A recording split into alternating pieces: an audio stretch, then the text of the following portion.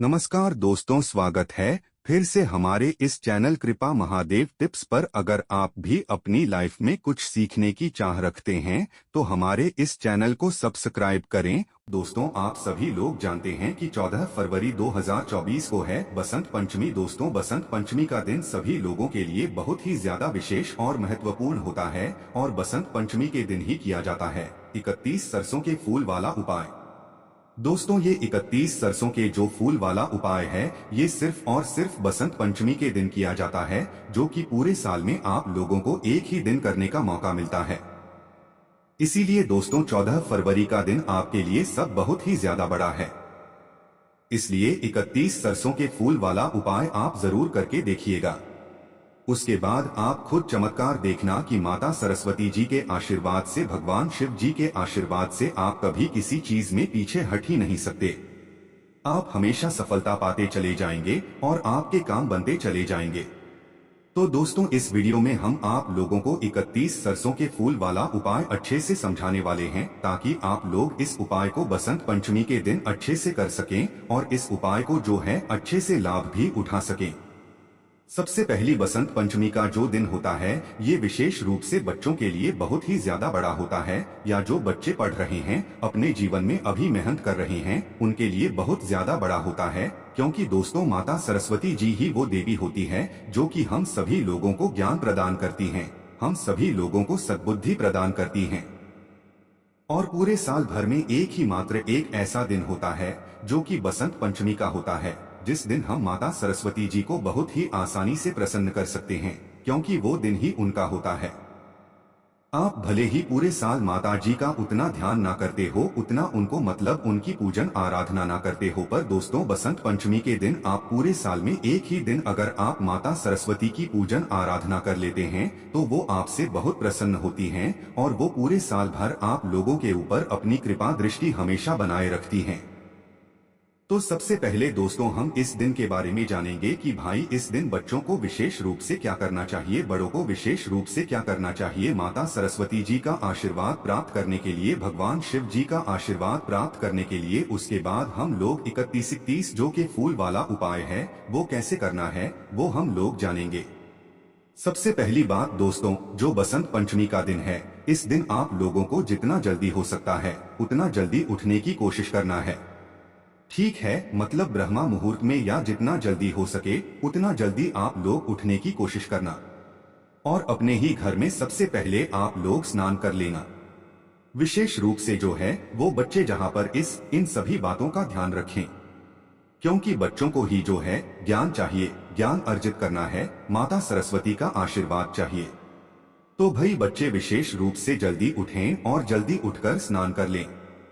स्नान करने के बाद दोस्तों, अपने ही घर में आपके पास अगर कोई माता सरस्वती जी की छोटी सी तस्वीर हो या फोटो हो, ठीक है, तो उसे आप लोगों को अपने भगवान जी वाले स्थान पर रख लेना है, क्योंकि इस दिन आप लोगों को माता सरस्वती जी की पूजन आराधना करना है। पूजन आराधना करोगे तभी तो वो आपको सद्बुद्धि देंगे, तभी तो आपके जो भी बिगड़े हुए काम होंगे वो बनेंगे, या जो आगे काम करने वाले हैं उनमें आपको सफलता मिलेगी है ना। तो भाई अपने घर में जो है कोई भी छोटी सी तस्वीर हो या नहीं भी होना, तो आपके घर में एक ऐसी तस्वीर जरूर होगी जिसमें लक्ष्मी जी, गणेश जी और सरस्वती जी विराजमान होंगे, तो वो फोटो भी चलेगी, उसमें भी कोई दिक्कत नहीं है। मात्र सरस्वती जी की आपके सामने तस्वीर होना चाहिए।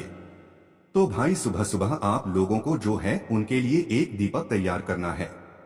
देखिए, दीपक की अगर बात करें तो आप सभी लोग जानते हो कि माता सरस्वती जी के लिए हमेशा एक लंबी बाती का दीपक लगता है। ठीक है, कौन सी बाती का, लंबी बाती का, यहाँ पर गोल बाती का प्रयोग मत करना।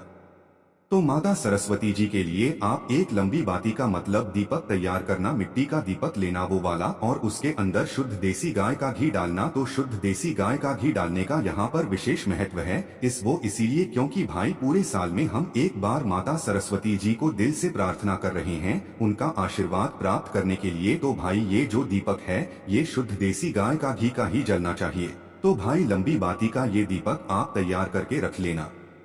साथ ही में धूप बत्ती, जो भी आप लोग अगरबत्ती जलाना चाहें वो भी अपने साथ में रख लेना। तो आप लोग क्या करना, सबसे पहले माता सरस्वती जी का आवाहन करना, उनको तिलक करना, उनके सामने अपना भाई दीपक जलाना। शुद्ध देसी गाय के घी का लंबी बातिका जो आपने तैयार किया है। साथ ही में आप अपनी धूप बत्ती भी जलाना।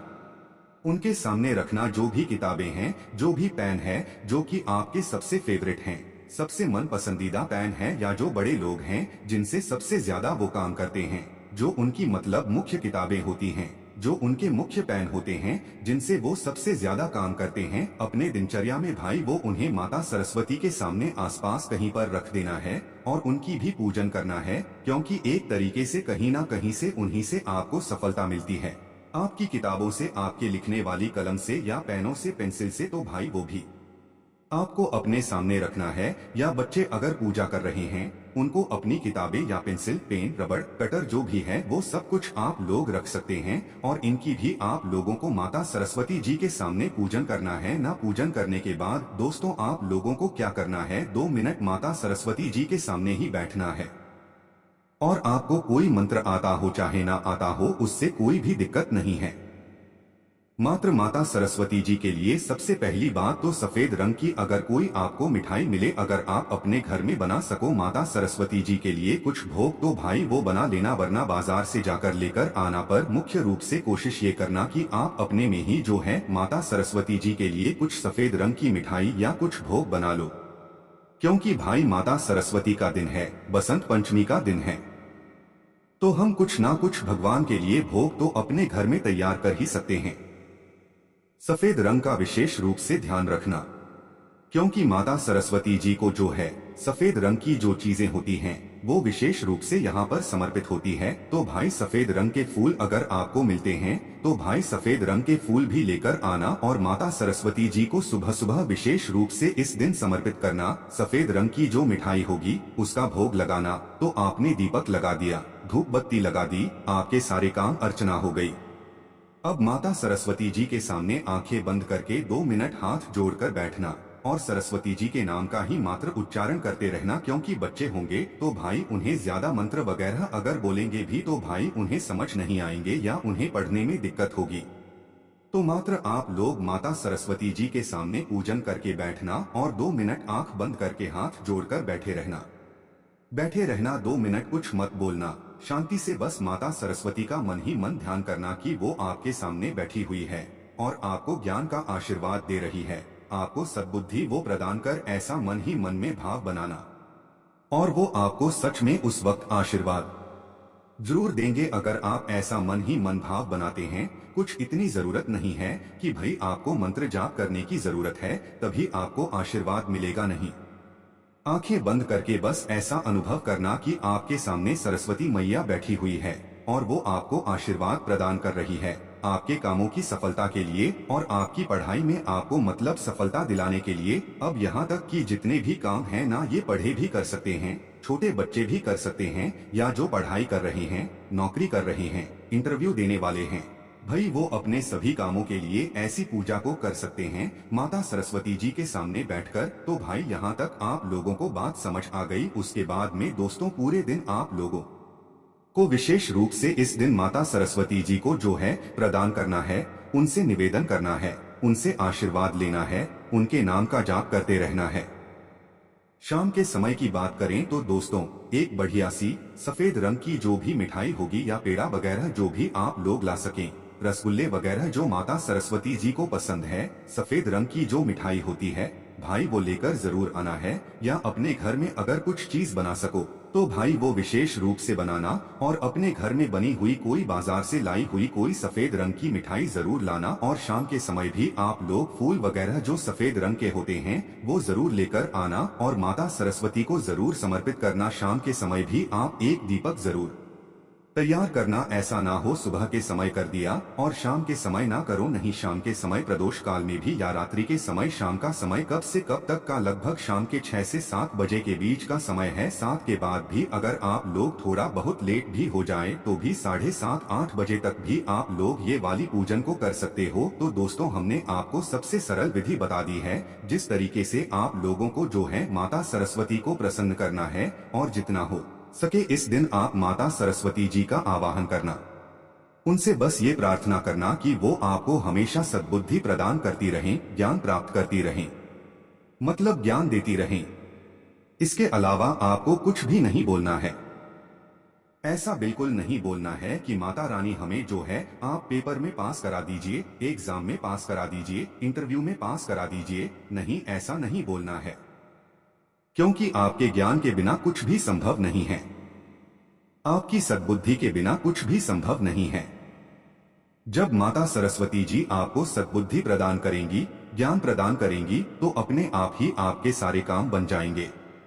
तो इसलिए आप प्रार्थना किसकी करना है? आपकी सद्बुद्धि की, आपके लिए ज्ञान की। तो ये वाली जो विधि है, ये बड़ी भी कर सकते हैं, जो बड़े व्यक्ति हैं, ये जो घर की माताएं बहनें हैं वो भी कर सकती हैं, जो बच्चे हैं वो भी कर सकते हैं। विशेष रूप से जो हमने बताया है ये बच्चों के लिए बताया, क्योंकि वो इतना ज्यादा कुछ काम नहीं कर पाते। तो भाई वो ये इतनी आसान सरल विधि पूजन की जो है माता सरस्वती के लिए कर सकते हैं, उनको प्रसन्न भी कर सकते हैं। अब दोस्तों हम लोग बात करते हैं सीधा उन 31 सरसों के फूल वाले उपाय के बारे में, जो कि आप लोगों को इस दिन विशेष रूप से करना है। और ये उपाय सिर्फ इसी दिन किया जाता है। के साथ में दोस्तों आप जो पूजन सुबह और शाम करोगे माता सरस्वती जी के, अपने ही घर में माता सरस्वती जी को जो है फूल समर्पित करोगे, तो अगर उन फूलों में आप लोग अगर सरसों के फूल भी ला सको ना, तो बहुत अच्छी बात हो जाएगी। अगर आप लोग इस दिन माता सरस्वती जी को सरसों के फूल भी समर्पित कर रहे हो ना, तो माता सरस्वती जी आपसे बहुत जल्दी प्रसन्न होगी। ठीक है, सफेद फूल आप समर्पित करोगे वो तो होंगी उससे प्रसन्न, पर सरसों के फूल लाकर अगर अपने हाथों से तोड़े हुए सरसों के फूल आप माता सरस्वती जी को समर्पित करोगे, चाहे वो बच्चे हो चाहे वो बड़े, माता सरस्वती उनसे प्रसन्न होंगी और उनको ज्ञान प्रदान करेंगी, साथ ही में सद्बुद्धि भी प्रदान करेंगी। तो चलिए दोस्तों अब हम बात करते हैं सीधा उन 31 अरसों के फूल वाले उपाय के बारे में। तो देखिए ये वाला जो उपाय है ये विशेष रूप से बच्चों के लिए, मतलब वो बच्चे जो कि भले ही छोटे हों पर पढ़ाई कर रहे हैं, चाहे बड़े हों पर पढ़ाई कर रहे हैं, अपने स्कूल में पढ़ाई कर रहे हैं या कॉलेज में पढ़ाई कर रहे हैं, अपनी कोई परीक्षा देने वाले हैं, भाई सभी बच्चे ये वाला उपाय कर सकते हैं। विशेष रूप से इस उपाय को माताएं बहनें सुने, क्योंकि माताएं बहनें ही अपने बच्चे को ये वाले उपाय को अच्छे से समझाएंगी, तभी वो इस उपाय को अच्छे से कर पाएंगे। और 31 सरसों के फूल वाला उपाय सिर्फ एक ही दिन किया जाता है, जो कि सिर्फ और सिर्फ वसंत पंचमी का दिन होता है, जो कि 14 फरवरी का दिन है। ये दिन बार बार आता नहीं है, पूरे साल में एक बार आता है, जो कि 14 फरवरी के दिन वसंत पंचमी पड़ रही है। तो भाई इस दिन आप लोगों को ये 31 सरसों के फूल वाला उपाय जरूर करना है। अब करना कैसे है वो ध्यान से सुनना समझना, उसके बाद उपाय करना, आपको माता सरस्वती और भगवान शिव जी का आशीर्वाद जरूर प्राप्त होगा। सबसे पहली बात दोस्तों, आपको 31 सरसों के फूल वाला उपाय करना है। तो सीधी सी बात, हमें सरसों के फूलों की आवश्यकता पड़ेगी। अब सरसों के फूल आप लोगों को कहाँ पे मिलेंगे? बहुत सारे लोगों को परेशानी होगी इन्हें मिलने में, पर दोस्तों एक ही दिन की बात है, आप लोग ढूंढ कर लेकर आ जाना, आपको आसानी से मिल जाएंगे। तो भाई सरसों के जो फूल होते हैं ना, वो सबसे पहली बात तो खेतों में उगते हैं। ज्यादातर हम बात कर रहे हैं ज्यादातर खेतों में उगते हैं। कौन से खेतों में उगते हैं? आपने देखा होगा भाई, गेहूं के खेत होते हैं, है ना। गेहूं के खेतों में, गेहूं जहां पर लगा हुआ होता है, गेहूं के खेतों के बिल्कुल बीचों बीच में आप लोगों को कुछ पीले पीले रंग के फूल दिखेंगे। और यहाँ पर सबसे बड़ी बात पता है क्या, कि जो सरसों के फूल आते हैं वो इसी महीने में आते हैं, इसी मौसम में आते हैं। इसके अलावा और ज्यादा देखने को नहीं मिलते हैं, इसी महीने में इसी मौसम में आते हैं। तो भाई आप लोगों को क्या करना है, सरसों के फूल लेने के लिए वहां पर जाना है जहां पर सरसों का पेड़ लगा हुआ हो। मतलब पेड़ बहुत सारे पेड़ होते हैं, एक पेड़ नहीं होता है इसका। तो भाई जो गेहूं के खेत होते हैं, गेहूं के खेत में बिल्कुल बीचों बीच आप देखना सरसों के जो है फूल आपको देखेंगे, छोटे छोटे से पीले कलर के। तो वही होता है सरसों का पेड़, वहीं से आप लोगों को सरसों के फूल लेकर आने हैं। भाई ये तो हमने एक जगह बता दी, आप चाहो तो भाई किसी के घर में भी ये सरसों के फूल या किसी और खेत में भी लग रहे होंगे, या पूरा खेत ही एक कोई सरसों का होगा, तो भाई वहां से भी आप लोग ला सकते हो। बस आपको लाना है सरसों के फूल, है ना। सरसों के फूल की पहचान आप इस चीज से कर सकते हो कि वो जो फूल होते हैं वो पीले कलर के होते हैं, ठीक है, येलो कलर के हैं ना। तो बच्चे ध्यान रखें, पीले कलर के होते हैं, येलो कलर के होते हैं और छोटे छोटे से होते हैं। तो भाई आपको उन फूलों को लेकर आना है। फूलों को कैसे लाओगे? छोटे छोटे से फूल होते हैं तो तोड़कर लाने हैं। पूरे कितने कितने फूल लाओगे? 31 फूल कितने होते हैं? 31 फूल हैं ना, तो 31 फूल आप लोगों को लेकर आने हैं। 31 फूल को लेकर आने हैं। बच्चे ना ला पाएं तो भाई उनकी जगह माताएं बहनें हैं।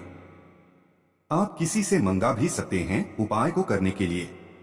तो भाई जहां से भी लाओ, मात्र आपको 31 सरसों के फूल लेकर आ जाने हैं। 31 से ज्यादा भी ला सकते हो। अपने घर में आकर लाकर अच्छे अच्छे फूलों को छांट लेना है। इस उपाय को करने का जो समय क्या है वो भी आप लोग सुन लो। तो देखो, मुख्य रूप से आपको ये